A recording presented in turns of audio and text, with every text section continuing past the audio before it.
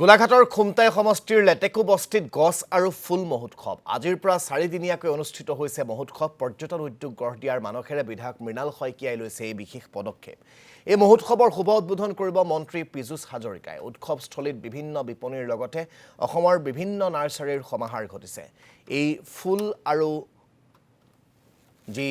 ফুলৰ মহোৎসৱ সেই ফুলৰ মহোৎসৱে এতিয়া হাত বাউলি মাতিছে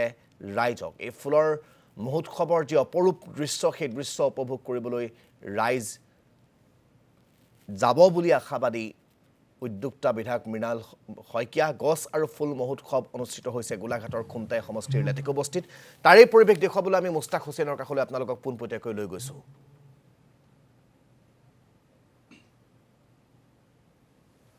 নিশ্চয়কৈ ৰাজদীপ চাওক যে দৈগুং নদীৰ পাৰত এতিয়া বিনন্দীয়া পৰিৱেশ কাৰণ আজিৰ পৰা 4 দিনকৈ অনুষ্ঠিত হৈছে ইয়াতে গছ আৰু ফুলৰ মহোৎসৱ মই পৰিৱেশটো এই মুহূৰ্তত দেখুৱাব সহযোগী কৰিলেছে যে চাওক যে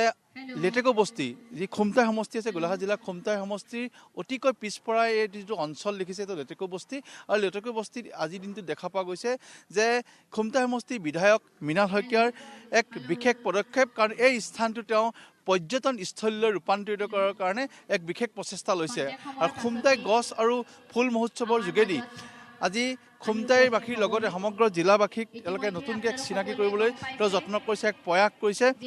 বিশেষভাৱে যদি চাবলৈ যায় যে ৰাজ্যখনৰ পৰ্যটন স্থলত নতুন সংভাৱে সংযোজন হ'ব এই স্থানটো আৰু এই স্থানটো যিটো পৰিৱেশ এই পৰিৱেশটো এই মুহূৰ্তত দেখিছে খন্তেক হোৱাৰ পিছতে ইয়াত উপস্থিত হ'ব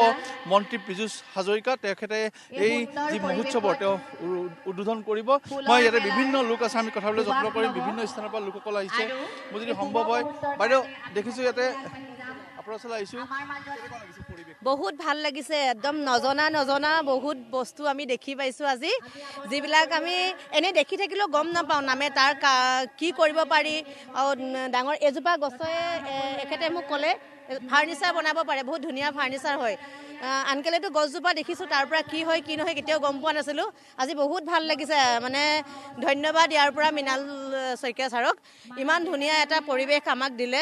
পৰিৱেশটো বৰ ধুনীয়া আৰু বহুত বস্তু আমি দেখিবলৈ পাইছোঁ বহুত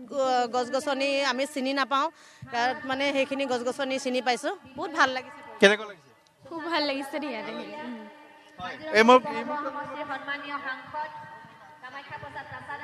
পৰিৱেশটো মই দেখুৱাম এই মুহূৰ্তত পৰিৱেশটো দেখুৱাম সহযোগী কৰিলেছে দেখুৱাব যে দৈগুং নদীৰ পাৰত এক মনোমোহা পৰিৱেশ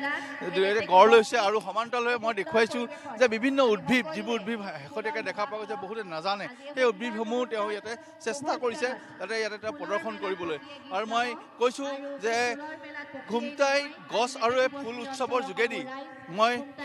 সামগ্ৰিকভাৱে পৰিৱেশটো দেখুৱাইছোঁ বিভিন্ন স্থানৰ পৰা লোকসকল আহিছে তেওঁলোকৰ আমি কথা পাতিবলৈ যত্ন কৰিম আৰু পৰিৱেশটো মই দেখুৱাইছোঁ যদি খন্তেক সময়ৰ পিছতে মন্ত্ৰীগৰাকীয়ে উদ্বোধন কৰিব সেয়ে মই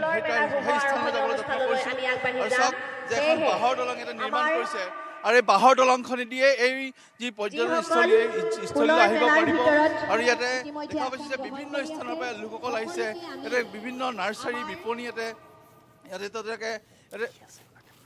বহাইছে আৰু সমান্তৰালভাৱে চাওক এই বাঁহৰ দলংখনৰ যোগেদি মই কৈছোঁ যে দৈগুং নদীৰ ওপৰত বা দৈগুং নদীৰ পাৰত এই পৰিৱেশটো বিৰাজ কৰিছে আৰু সমান্তৰালভাৱে আমি ইয়াৰ যি প্ৰাকৃতিক যিটো পৰিৱেশ যিটো প্ৰাকৃতিক সৌন্দৰ্য সেই সৌন্দৰ্যটো আমি দেখুৱাইছোঁ ভণ্টি কেনেকুৱা লাগিছে এই বহুত ভাল লাগিছে মানে এনেকুৱা ভবাই নাছিলে যে এনেকুৱা হ'ব বুলি মোৰ ঘৰ ইয়াতেই এই গোটেই জংঘল আছিলে মানে কোনেও মানে এইটো কল্পনা কৰিব পৰা নাছিলে যে এনেকুৱা মানে ভাল হ'ব বুলি বহুত ভাল লাগিছে চাওক যে এটা চাৰিওফালে ইয়াতে জংঘল আছিলে আৰু এই হাবি বন জংঘল কাটি ইয়াত এটা পৰ্যটনস্থলী গঢ় দিছে আৰু চাৰিওফালে কেৱল ফুল আৰু এই ফুলৰ মাজতে সকলোৱে আনন্দত মতলীয়া হৈছে আমাৰ পৰিৱেশটো সমান্তৰালভাৱে দেখুওৱাৰ লগে লগে পৰিৱেশ মুস্তাক আপোনাক এই মুহূৰ্তত ধন্যবাদ জ্ঞাপন কৰিছোঁ